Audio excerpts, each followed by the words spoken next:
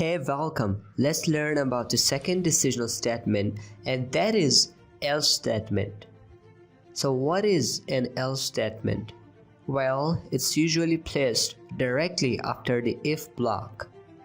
The else block will only be executed if the condition given in the if statement preceded by the else statement turns to be false during the program execution. Then the else block will be executed. You don't have to set any condition for the else statement. All you need to do is to simply define an if statement block, then you have the option to use an else statement after that. Still confused? Let's take a look at an example. X equals to 10. If x is greater than or equal to 0, then print out you entered a positive number. Else, print out you entered a negative number.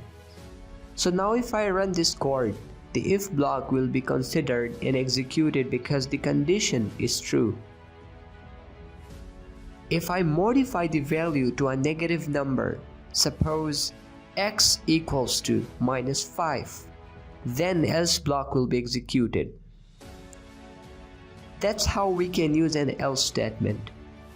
Hope this video has helped you. Thanks for watching.